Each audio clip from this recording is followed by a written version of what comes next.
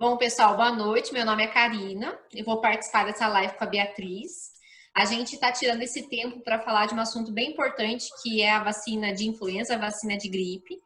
Eu sou farmacêutica, trabalho com vacina já há um bom tempo e tenho uma clínica de vacinação na região de Curitiba, que é a Vacin Life.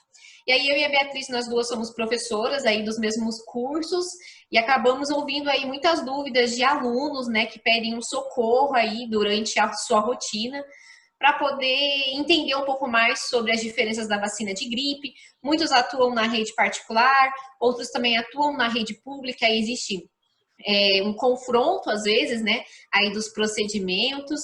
Então, o nosso objetivo, a gente fez uma live, para quem acompanhou, né, a gente fez uma live aí na quinta-feira passada, né, Bia?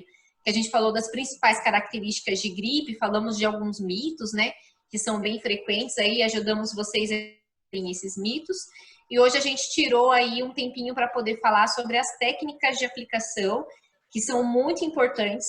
Uma vacina que não é aplicada da forma correta, ela não vai funcionar. A gente fala, né, que vacinar, muitos vacinam. O ato de ir lá e aplicar é muito fácil. Agora, você fazer isso de uma forma correta, que vai garantir a imunização, é outra coisa, né? Então, vacinar, muitos vacinam, mas imunizar, não são muitos que imunizam, né? Porque depende aí de todo um conhecimento, toda uma técnica de aplicação que a gente vai passar para vocês aí nesse tempinho que a gente vai ficar na live. Perfeito. Bom, pessoal, eu vou me apresentar rapidamente, né, para não demandar muito tempo. Como vocês estão aí no canal da Aplicar, talvez já me conheçam, mas meu nome é Beatriz, eu sou farmacêutica. Eu trabalho ensinando aplicação de injetáveis há bastante tempo e já há alguns anos ensino aplicação de vacina, né, o serviço de aplicação de vacina. Eu e a Karina somos professoras em algumas instituições. E o objetivo dessa aula, como ela já falou, ela já apresentou, então vamos embora para o conteúdo. Eu queria comentar uma coisa para vocês. A gente está gravando esse conteúdo aqui e colocando ele gratuitamente aqui para vocês no Instagram. Ele vai ficar disponível por 24 horas, porque é o que a gente consegue através do canal do Instagram. E a gente, ao mesmo tempo, está gravando essa mesma aula no Zoom. E essa aula gravada no Zoom tem imagens, tem mais recursos que no Instagram a gente não consegue, mas ela vai estar disponível no curso que eu e a Karina lançamos. A gente já tem inscritos, tem alunos, então, inclusive participando aqui agora dessa live, mas que estão lá no curso de vacinação descomplicada. Quem ficar até o final vai ficar sabendo mais detalhes sobre esse curso. E essa aula de hoje, ela está totalmente completa e para os alunos assistirem quantas vezes quiserem lá na plataforma do curso Vacinação Descomplicada. Sobre o preparo da dose, pode introduzir por causa do eco, eu vou tentar resolver o problema aqui. Tá bom. Então, pessoal, assim, então a gente já tem aqui, como a gente citou, diferenças, né, do setor público para o setor privado. Quando a gente pensa, né, na vacina influenza que está disponível na unidade básica de saúde, a gente pensa como trabalhar com ela, a gente tem que lembrar que ela vem num frasco multidose. Ou seja, dentro de um frasquinho, ali eu vou ter vacinas para várias pessoas, né? Esse frasco, gente, ele vem ali um frasco ampola, né, com volume de 5 ml, né, o volume total dele. E aí a gente vai tirando 0,5, que é o volume, né, de aplicação aí para pessoas acima dos 3 anos, a gente vai tirando 0,5 por 0,5. Só que essa questão, né, da gente ir tirando, né, esse volume, a gente tem que tomar alguns cuidados, né, em específico. Como, por exemplo, a gente nunca pode manter ali a agulha transfixada na borrachinha do frasco ampola, né? Como? Vamos pensar numa situação que isso pode acontecer. Digamos que você está lá trabalhando, né, na unidade de saúde, chegou o teu primeiro paciente. Né, o primeiro paciente que você vai fazer a aplicação de vacina de gripe. Aí você vai lá com uma agulha, né? Fura ali o teu frasquinho ampola, puxa o volume de 0,5. Lembrando que a gente tem que homogeneizar, porque as vacinas de gripe, elas vêm em suspensão. Então, se a gente não faz a homogeneização, esse 0,5 que você vai tirar não vai ter ali a quantidade suficiente para proteger aquela pessoa. Então, sempre homogeneizando. Depois a gente tira o 0,5. O que a gente vai fazer? A gente vai tirar essa agulha, vai trocar essa agulha e vai pôr uma agulha nova para fazer a aplicação. O que às vezes a gente vê que antigamente era ensinado, né, e não é uma prática muito bacana, é de algumas pessoas deixarem uma agulha transfixada na borrachinha ali do frasco ampola. Para quê? Para poder diminuir a quantidade de agulhas totais utilizadas. Então, pensem comigo. Se eu vou lá naquele meu primeiro paciente, furo com uma agulha, né, o frasquinho ampola, puxo aquele volume na seringa e tiro só a seringa e deixo aquela agulha ali fixa, né? Vou aplicar no meu paciente com uma outra agulha, mas deixo aquela agulha fixa para uma outra situação. Eu só ir com uma seringa nova e puxando, essa agulha que ela fica transfixada ali no frasco ampola, na borracha, ela faz parte de um sistema aberto, né? Então a gente tem ali um sistema aberto para contaminação, que acontece sim quando essa agulha está transfixada dessa forma, né? Então aí a gente já perde a qualidade da aplicação e a segurança, e aí vem aqueles eventos adversos, né? Falando, nossa, mas eu fiz a vacina e tive várias complicações. Por quê? Porque a vacina não é boa? Não é isso. Foi um problema ali Travou realmente um pouquinho aí a Karina. qualidade de aplicação. Pode Deixa eu complementar, comentar um pouquinho sobre isso, se vocês estiverem me ouvindo, apesar de ter travado, eu acho que travou só o dela. Bom, o que é que acontece, pessoal? O frasco ampola, ele contém medicamento injetável. Posso falar, Karina? Porque ficou meio travado o seu, então eu tentei falar aqui. Então, vamos lá. O frasco ampola, né? Todo frasco ampola de qualquer medicamento injetável, ele tem ali dentro um medicamento que é estéril, ou seja, isento de contaminação. A película de borracha, ela é uma película autocicatrizante. Quando a agulha atravessa essa película, o ar, né, o ambiente, o ar contaminado externo, ele não pode entrar ali dentro, ou, na verdade, a película ela vai proteger, ela vai manter aquele sistema ali fechado. Então, quando você introduz a agulha e aspira a dose, o número de vezes que você pode fazer isso é um número, né, definido, então no caso aí são 10 doses ou mais, porque dependendo do 0,25 ml a dose pediátrica, e a gente vai ter a presença de conservante ali para que você possa aspirar cada uma dessas doses de forma asséptica, ou seja, sem contaminação. Para isso você tem que ter as mãos higienizadas, você tem que fazer a desinfecção da película de borracha, e aí você vai aspirar a dose que você precisa, e então, deixar aquela agulha transfixada vai abrir o sistema, que é o que a Karina estava falando. O ar contaminado externo, ele vai estar em contato ali com aquele ambiente interno ali dentro.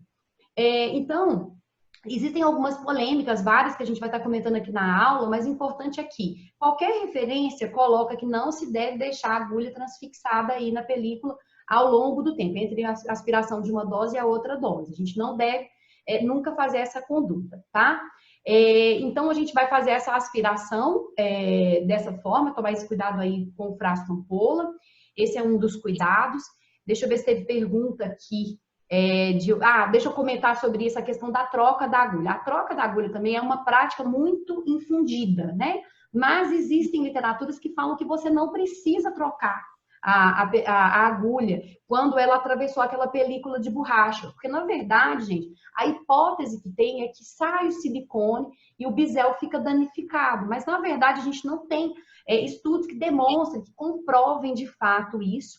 Então, na verdade, essa não troca da agulha também não é proibido. Na hora que você coloca na balança se isso é um erro, não é um erro. Mas vai causar uma dor excessiva, insuportável no paciente? Não vai. Tá? Então, assim, mas também é uma hipótese, a gente sabe que tem gente que tem a prática, que quer sempre trocar, às vezes é a instituição que sempre faz essa troca, ok, faça essa troca, não tem problema, mas não deixa a agulha transfixada lá, né? Agora, acho que seria bom você comentar sobre as seringas preenchidas, Karina. Isso, aí a gente tem um outro cenário, né? Quando a gente pensa na rede particular, aí nós vamos ter as seringas que são pré-preenchidas. Todas as vacinas de gripe da rede particular, elas vêm nessas seringuinhas já pré-preenchidas e elas também são suspensão. Então, não é porque elas vêm numa seringa pré-preenchida que a gente não vai homogeneizar, tá, gente? A homogeneização é bem importante, porque a vacina de gripe é suspensão. Se a gente deixa ela paradinha ali, vai ter o precipitado e vai causar evento adverso ali naquele paciente. Bom, das seringas pré-preenchidas, aí a gente vai ter situações em que algumas seringuinhas já vêm com a agulha fixa. Alguns fabricantes mandam uma agulha que é fixa, a gente não consegue retirar essa agulha, né? Esse fabricante normalmente é a Abbott, vem ali uma agulhinha com um tamanho ali, geralmente de 16 milímetros, né? E outros fabricantes mandam as seringuinhas de uma forma que você consiga colocar a agulha da sua preferência, né? O que levanta bastante questionamento é, por exemplo, assim, alguns fabricantes dizem que pode ser a vacina aplicada intramuscular ou subcutânea. E esse fabricante é o que vem com a agulha fixa. Então, muitos alunos perguntam, tá, mas e agora? É uma agulha para duas técnicas diferentes, né? E a gente vai ter que lembrar que essa agulha, ela é a de 16 milímetros, então ela não é a de 13, que é geralmente utilizado, né, para aplicação subcutânea normal, e também ela não é a de 20 ou de 25, que geralmente é o que a gente usa para intramuscular. O que vai determinar onde você vai aplicar essa vacina realmente é a técnica, né? Se você usar essa agulha de 16 milímetros, fazendo ali, eu quero aplicar no subcutâneo, né, para esse fabricante, fazendo a técnica da prega, utilizando a angulação de técnica de subcutâneo, aí a tua vacina está sendo subcutânea. Ah, mas eu quero fazer a intramuscular, né, que é o mais recomendado para todos. Então, é essa agulha de 16 milímetros, você vai fazer a técnica de intramuscular, né? Então, de preferência, a técnica em Z, que a gente vai falar um pouquinho dela mais para frente, e aí a angulação de 90 graus, tá bom? Então, não se desesperem, nossa, e agora? É uma agulha, eu não consigo tirar, como que eu vou mudar a via de aplicação? Isso. Deixa eu comentar um pouquinho aqui, então, só para complementar isso. Então, mais à frente, durante essa própria live, vocês vão ver melhor sobre a técnica de aplicação. A gente vai voltar nisso. É importante ter em mente que a via intramuscular, ela é a preferencial. Em todas as literaturas para vacina de influenza, vocês devem aplicar na via intramuscular. É uma vacina inativada, e quando ela é aplicada no tecido subcutâneo, ela pode causar mais evento adverso local, né, Karina? Aquele desconforto que o paciente pode sentir, quando ela é aplicada na subcutânea, isso pode acontecer com uma prevalência maior do que na via intramuscular. Que fabricante que coloca subcutânea profunda? Quer dizer, o fabricante coloca intramuscular ou subcutânea profunda. A Abbott coloca isso na bula dela e o informe técnico do Ministério da Saúde, a bula do Ministério da Saúde também coloca. Mas não significa que a gente tem que decidir fazer a subcutânea. A intramuscular, ela continua sendo a prioridade, né? Até por esse aspecto do evento adverso. Então, dá sempre preferência para a intramuscular. Inclusive, tem fabricante que não recomenda a subcutânea, né, Karina? Isso mesmo. Então, a gente tem aí pelo menos 2 fabricantes, né? Que é a GSK e a Sanofi, que na bula não trazem a opção de subcutâneo, né? Realmente a aplicação é exclusivamente intramuscular, então a gente não pode trocar a via, porque a gente não tem estudos dessa vacina desse fabricante numa outra via.